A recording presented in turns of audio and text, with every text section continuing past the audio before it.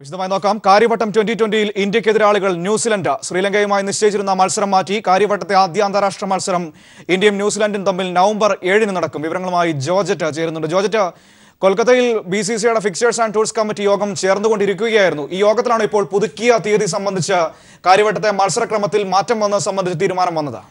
തീർച്ചയായും മനു, നേരത്തെ ഇന്ത്യ ശ്രീലങ്ക മത്സരം ഡിസംബർ 20-ന് നടത്തുമെന്നായിരുന്നു BCCI നേരത്തെ അറിയിച്ചിരുന്നത്. എന്നാൽ കൊൽക്കത്തയിൽ ചേരുന്ന യോഗത്തിലാണ് പുതുക്കിയ മത്സരക്രമം നിലവിൽ വന്നത്. ഇതനുസരിച്ച് കേരളത്തിലെ ക്രിക്കറ്റ് പ്രേമികളുടെ കാത്തിരിപ്പിന്റെ ദൈർഘ്യം കുറയ്ക്കുന്ന ഒരു തീരുമാനമാണ് ഉണ്ടായിരിക്കുന്നത്. നവംബർ 7-ന് ന്യൂസിലൻഡുമായാണ് കാര്യവട്ടത്ത് 2020 മത്സരം നടക്കുക എന്നുള്ള അറിയിപ്പാണ് അല്പം മുമ്പ് പുറത്തു വന്നത്.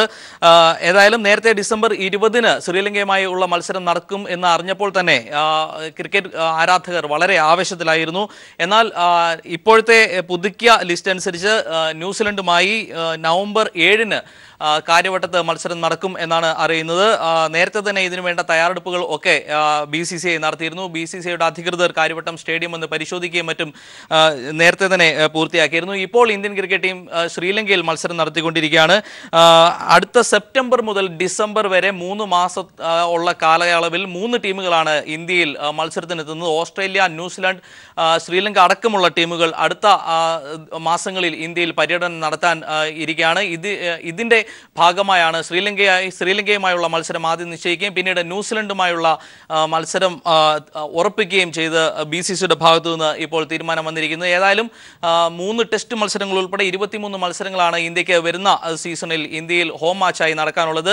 അതിന്റെ ഭാഗമായാണ് ന്യൂസിലൻഡും ഇന്ത്യയും തമ്മിലുള്ള ക്രിക്കറ്റ് മാച്ച് തലസ്ഥാന നഗരമായ തിരുവനന്തപുരത്ത് എത്തുന്നത്. നമുക്കറിയാം, അന്താരാഷ്ട്ര മത്സരങ്ങളടക്കം കേരളത്തിൽ കലൂർ സ്റ്റേഡിയത്തിൽ കൊച്ചിയിൽ നടത്തിയിട്ടുണ്ടെങ്കിലും 2020 മത്സരം കേരളത്തിൽ എത്തുന്നത് ഇത് ആദ്യമാണ്. കലൂർ സ്റ്റേഡിയത്തിൽ 10ഓളം അന്താരാഷ്ട്ര ക്രിക്കറ്റ് മത്സരങ്ങളാണ് നടന്നിട്ടുള്ളത്. ഇപ്പോൾ രാജ്യാന്തര മത്സരം കാര്യവട്ടത്ത് എത്തുമ്പോൾ കേരളത്തിന് ഏറെ അഭിമാനിക്കാവുന്ന ഒരു നിമിഷം കൂടിയാണ് ഉണ്ടാകുന്നത്. ഗ്രീൻഫീൽഡ് സ്റ്റേഡിയം അന്താരാഷ്ട്ര ക്രിക്കറ്റ് സ്റ്റേഡിയങ്ങളുടെ നിലവാരത്തിലേക്ക് ഉയരുന്ന തരത്തിലുള്ള ഒരു നീക്കമാണ് ഇപ്പോൾ BCCIയുടെ ഭാഗത്തു നിന്നുണ്ടായിട്ടുള്ളത്. വരും നാളുകളിൽ ടെസ്റ്റ്, ഏകദിന മത്സരങ്ങൾ കൂടി നടത്താൻ ഉള്ള സൗകര്യങ്ങൾ കൂടി പരിഗണിച്ച് പരീക്ഷണാർത്ഥമാണ് ഇപ്പോൾ ആദ്യമായി ഒരു 2020 മത്സരം തിരുവനന്തപുരത്തിന് അനുവദിച്ചിരിക്കുന്നത്. ഏതായാലും നവംബർ 7-ന് ഇന്ത്യയും ന്യൂസിലൻഡും തമ്മിലുള്ള മത്സരം കാണാൻ ക്രിക്കറ്റ് ആരാധകർ കാത്തിരിപ്പ് ആരംഭിച്ചു കഴിഞ്ഞു. മനു, ജോർജിന്റെ പ്രധാനപ്പെട്ട ഒരു കാര്യം, നിലവിലത്തെ ലോക റാങ്കിംഗ് വെച്ച് നോക്കുകയാണെങ്കിൽ ന്യൂസിലൻഡാണ് ശ്രീലങ്കയേക്കാൾ മികച്ച ടീമും ഒപ്പം തന്നെ ശക്തരായ ബാറ്റിംഗ് ബൗളിംഗ് നിരയുള്ള ടീമും. സ്വാഭാവികമായും കൂടുതൽ ആവേശകരമായ ഒരു മത്സരം ഇനി ആരാധകർക്ക് പ്രതീക്ഷിക്കാം. ശ്രീലങ്കയേക്കാൾ മികച്ചൊരു ടീം വരുമ്പോൾ ആ ഒരു പ്രതീക്ഷ കൂടിയാണോ ഇപ്പോൾ ഈ മത്സരക്രമം മാറ്റിയതിലൂടെ ഉണ്ടാകുന്നത്? തീർച്ചയായും മനു, അങ്ങനെ തന്നെ കരുതാം. ഏതായാലും ഇന്ത്യ തന്നെ വിജയിക്കുമെന്ന് തന്നെയാണ് ഇന്ത്യൻ ആരാധകരുടെ പ്രതീക്ഷ. കാരണം ശ്രീലങ്കയെക്കാളും ന്യൂസിലൻഡിനേക്കാളും മുൻനിരയിൽ തന്നെയാണ് ഇന്ത്യൻ കളിക്കാരുടെ പ്രകടനം ഉള്ളത്. ഇപ്പോൾ ശ്രീലങ്കയുമായി നടക്കുന്ന മത്സരത്തിൽ ഇന്ത്യ വളരെ മുൻതൂക്കത്തിലാണ് കളിക്കുന്നത്. അതുകൊണ്ട് തന്നെ ശ്രീലങ്കയേക്കാൾ മികച്ചൊരു ടീമാണ് ന്യൂസിലൻഡ് എന്നുള്ളത് കൊണ്ട് തന്നെ വളരെ ശക്തമായ ഒരു പോരാട്ടം തന്നെയാകും ന്യൂസിലൻഡിൽ നിന്ന് ഉണ്ടാകുക. അതുകൊണ്ട് തന്നെ ക്രിക്കറ്റ് ആരാധകർക്ക് ഏറെ ആസ്വദിക്കാനാകുന്ന കടുത്ത മത്സരം തന്നെയാകും ന്യൂസിലൻഡിന്റെ ഭാഗത്തു നിന്നുണ്ടാവുക. ഏതായാലും ശക്തമായ ഒരു ടീമാണ് ഇന്ത്യക്ക് ഒപ്പം കേരളത്തിൽ മത്സരിക്കുന്നത് എന്നുള്ളത് കൊണ്ട് തന്നെ വളരെ ആവേശകരമായ മത്സരം തന്നെ നമുക്ക് ഗ്രീൻഫീൽഡ് സ്റ്റേഡിയത്തിൽ കാണാനാകും എന്ന് തന്നെ പ്രതീക്ഷിക്കാം. സിക്സറുകളുടെ പെരുമഴ തന്നെ ഈ മത്സരത്തിൽ ഉണ്ടാകും എന്ന് തന്നെയാണ് ആരാധകർ പ്രതീക്ഷിക്കുന്നത്. പിച്ചിന്റെ നിലവാരം അടക്കമുള്ള കാര്യങ്ങൾ അന്താരാഷ്ട്ര തലത്തിൽ നോക്കുമ്പോൾ ഇന്ത്യൻ ആരാധകരും എങ്ങനെയാകും, കൊച്ചിയേക്കാൾ ശ്രേഷ്ഠകരമായ കളിയായിരിക്കുമോ, ആവേശകരമായ കളിയായിരിക്കുമോ തിരുവനന്തപുരത്ത് ഉണ്ടാകുക എന്നുള്ളതാണ് ആരാധകർ ഇനി കാത്തിരിക്കുന്നത്. ഏതായാലും നവംബർ 7-ലേക്കുള്ള കാത്തിരിപ്പിലാണ് കേരളത്തിലെ ക്രിക്കറ്റ് ആരാധകർ. മറ്റൊരു കാര്യം കൂടി, ഇപ്പോൾ ശ്രീലങ്ക മാറ്റി ന്യൂസിലൻഡ് ടീമായിട്ട് വരുമ്പോൾ ഞാൻ നേരത്തെ പറഞ്ഞതുപോലെ ശ്രീലങ്കയേക്കാൾ മികച്ച ടീമാണ്, ലോക റാങ്കിങ്ങിൽ മുന്നിൽ നിൽക്കുന്ന ഒരു ടീമാണ്. അത്തരത്തിലൊരു പ്രധാനപ്പെട്ട ടീമിനെ തന്നെ തിരുവനന്തപുരത്തേക്ക് BCCI അനുവദിക്കുമ്പോൾ ഗ്രീൻഫീൽഡ് സ്റ്റേഡിയത്തിന് BCCI എത്രമാത്രം പ്രാധാന്യം നൽകുന്നു എന്നതിന്റെ കൂടി സൂചനകളാണ് ഇപ്പോൾ നമുക്ക് ഈ ഒരു ഷെഡ്യൂൾ മാറ്റത്തിലൂടെ വ്യക്തമാവുന്നത്.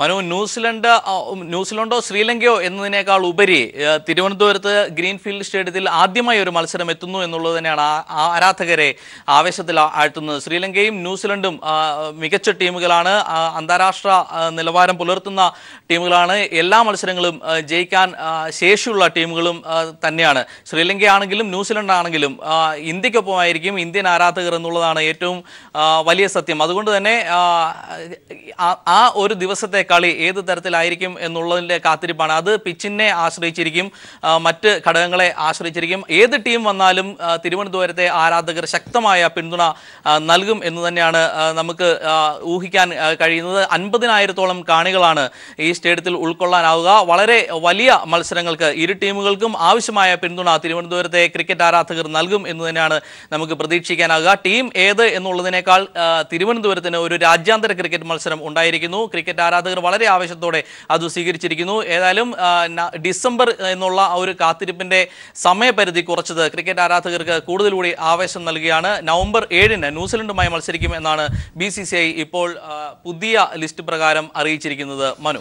ശരി, ജോർജറ്റാണ് വിവരങ്ങൾ നൽകിയത്. ഏതായാലും തിരുവനന്തപുരത്തെ ക്രിക്കറ്റ് പ്രേമികൾക്ക് കാത്തിരിപ്പിന്റെ നീളം കുറഞ്ഞിരിക്കുന്നു. ഡിസംബർ 20 വരെ പോകേണ്ട നവംബർ 7-ന് ആദ്യ T20ക്ക് കാര്യവട്ടത്ത് അരങ്ങുണരും. എതിരാളികൾ ശ്രീലങ്കയല്ല, ന്യൂസിലാൻഡാണ്. ഇനി മറ്റു വാർത്തകളിലേക്ക്. മുഖ്യ പലിശ നിരക്കുകളിൽ 0.5% കുറവ് വരുത്തി റിസർവ് ബാങ്ക് വായ്പാ നയം പ്രഖ്യാപിച്ചു. റിപ്പോ നിരക്ക് 6.25% നിന്ന് 6%ആയാണ് കുറഞ്ഞത്. റിസർവ് ബാങ്ക് പലിശ കുറച്ച സാഹചര്യത്തിൽ ഭവന വാഹന വായ്പാ നിരക്കുകൾ കുറഞ്ഞേക്കും.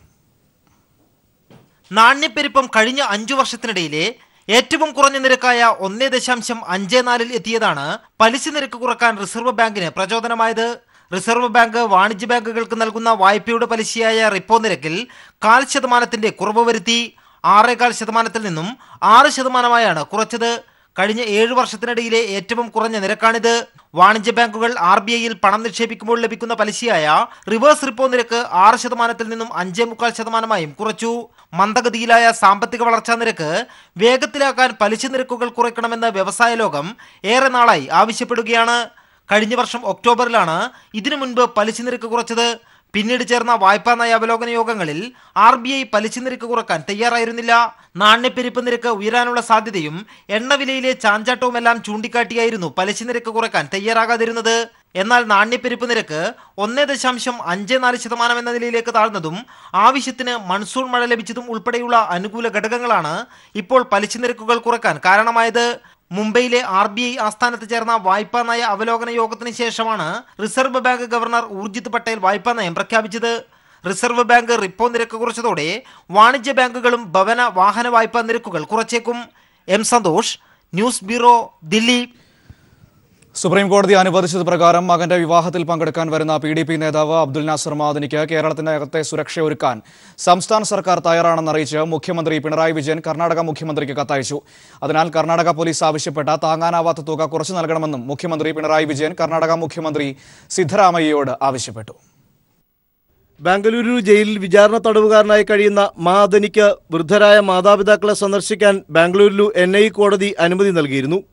ഓഗസ്റ്റ് മാസം 1 മുതൽ 7 വരെ നാട്ടിൽ പോവാനാണ് അനുമതി. കൂടാതെ ഓഗസ്റ്റ് 9 നടക്കുന്ന മകന്റെ വിവാഹത്തിൽ പങ്കെടുക്കാൻ സുപ്രീം കോടതിയും മാദനിക്ക് അനുമതി നൽകി. അങ്ങനെ ഓഗസ്റ്റ് 1 മുതൽ 14 വരെ കേരളത്തിൽ വരാനും തന്റെ ആവശ്യങ്ങൾ നടത്താനുമായുള്ള അവസരമാണ് ലഭിച്ചത്. എന്നാൽ കേരളത്തിലേക്കുള്ള യാത്രയിലെ സുരക്ഷാ ചെലവിനായി 14.80 ലക്ഷം രൂപ കെട്ടിവെക്കണമെന്ന് കർണാടക പോലീസ് നിർദ്ദേശിക്കുകയായിരുന്നു. ഇതാണ് യാത്ര അനിശ്ചിതത്വത്തിലാവാൻ കാരണം. അതേസമയം വിഷയത്തിൽ ഇടപെടണമെന്നും കർണാടക സർക്കാരിനോട് കാര്യങ്ങൾ ധരിപ്പിക്കണമെന്നും ആവശ്യപ്പെട്ട് PDP നേതാക്കൾ മുഖ്യമന്ത്രിയുമായി ചർച്ച നടത്തിയിരുന്നു. മാദനിക്ക് ആവശ്യമായ സുരക്ഷ ഒരുക്കാൻ സംസ്ഥാന സർക്കാർ തയ്യാറാണെന്ന് കാട്ടി മുഖ്യമന്ത്രി പിണറായി വിജയൻ കർണാടക മുഖ്യമന്ത്രി സിദ്ധരാമയ്യയ്ക്ക് കത്തയച്ചിരിക്കുകയാണ്. മാനുഷിക പരിഗണനയിൽ സുപ്രീം കോടതി പുറപ്പെടുവിച്ച വിധിയെ നിഷ്ഫലമാക്കുന്ന നിബന്ധനയാണ് സുരക്ഷ സംബന്ധിച്ച് കർണാടക പോലീസ് ഏർപ്പെടുത്തിയിരിക്കുന്നത്. മാദനി കേരളം സന്ദർശിക്കുന്നത് തടയുകയാണ് ഈ നീക്കത്തിന് പിന്നിലെന്ന് സംശയിക്കണമെന്നും മുഖ്യമന്ത്രി കത്തിൽ വ്യക്തമാക്കുന്നു. 2013-നും 2016-നും ഇടയ്ക്ക് 3 തവണ മാദനി വിചാരണ തടവുകാരനായി കേരളം സന്ദർശിച്ചിരുന്നു. ആദ്യ 2 തവണയും മാദനിയിൽ നിന്ന് പണമൊന്നും ഈടാക്കിയില്ല. 3-ാം തവണ 50,000 രൂപ അടപ്പിച്ചു. ഇപ്പോൾ ചോദിക്കുന്ന തുക വളരെ കൂടിയതും മാദനിക്ക് നീതി നിഷേധിക്കുന്നതിന് തുല്യവുമാണ്. കേരളത്തിനകത്തെ സുരക്ഷാ ചുമതല സംസ്ഥാനം ഏറ്റെടുക്കാൻ തയ്യാറാകുന്ന സാഹചര്യത്തിൽ കർണാടക പോലീസിന് അധികം ചെലവ് വരുന്നില്ല. അതിനാൽ ബാംഗ്ലൂരിലു പോലീസ് കമ്മീഷണർ ആവശ്യപ്പെട്ട തുക കുറച്ചു നൽകണമെന്നും സുപ്രീം കോടതി വിധിയുടെ അന്തസത്ത ഉൾക്കൊണ്ട് അബ്ദുൽ നാസർ മാദനിക്ക് മാതാപിതാക്കളെ സന്ദർശിക്കാനും മകന്റെ വിവാഹത്തിൽ പങ്കെടുക്കാനും അവസരം നൽകണമെന്നും മുഖ്യമന്ത്രി പിണറായി വിജയൻ കത്തിൽ അഭ്യർത്ഥിക്കുന്നു.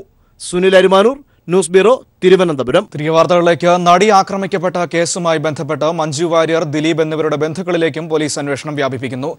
മഞ്ജുവിന്റെ സഹോദരനും നടനുമായ മധു വാര്യരെയും ദിലീപിന്റെ സഹോദരി ഭർത്താവിനെയും ചോദ്യം ചെയ്തു.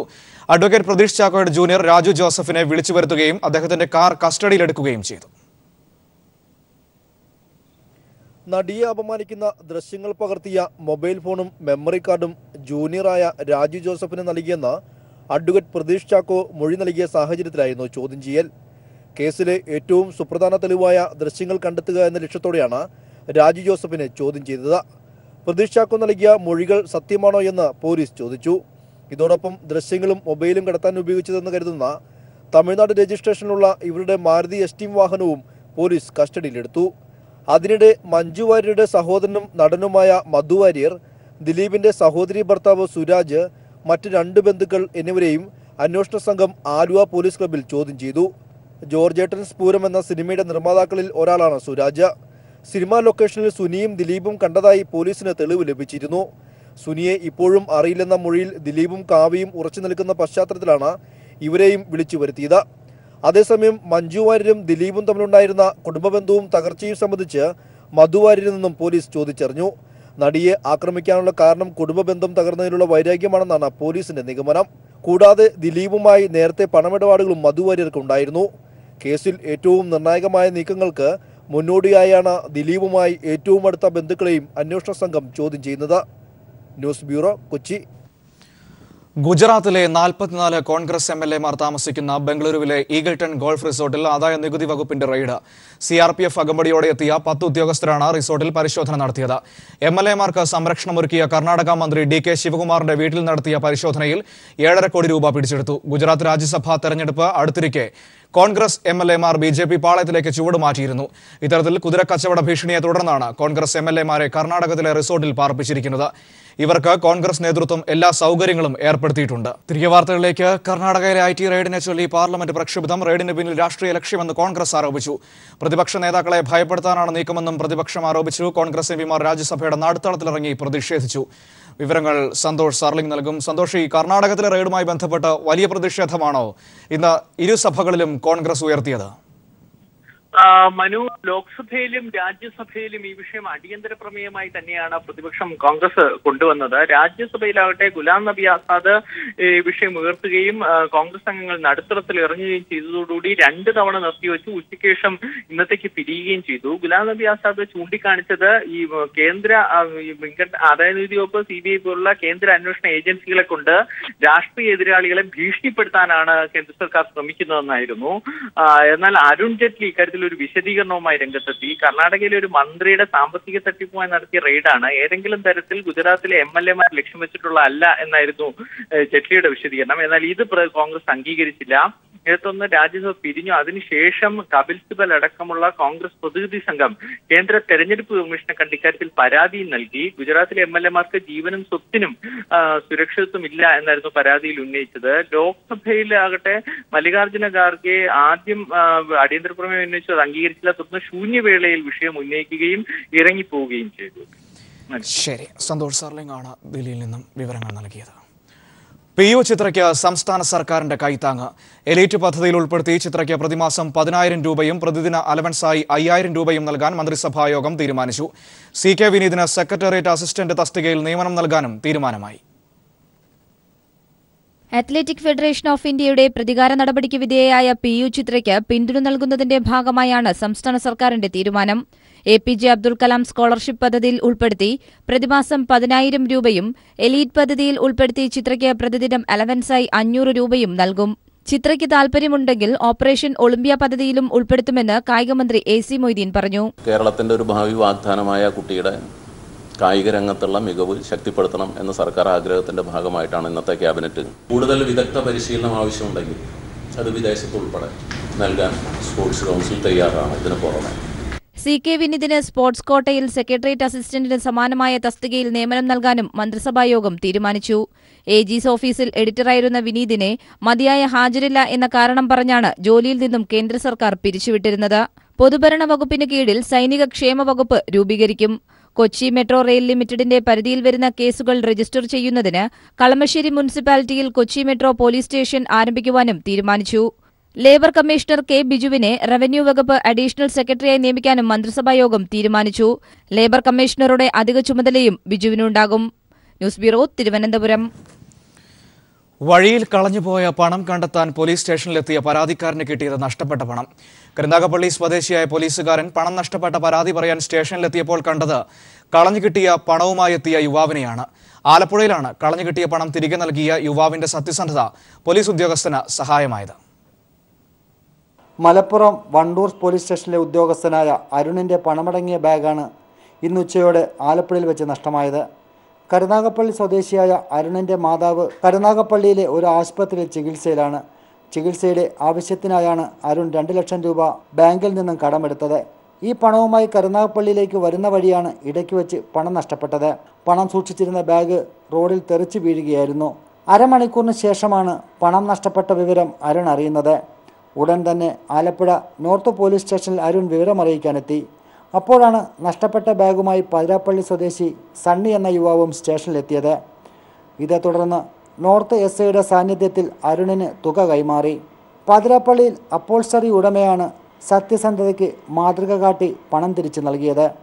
Shajahan, news bureau, Alappuzha.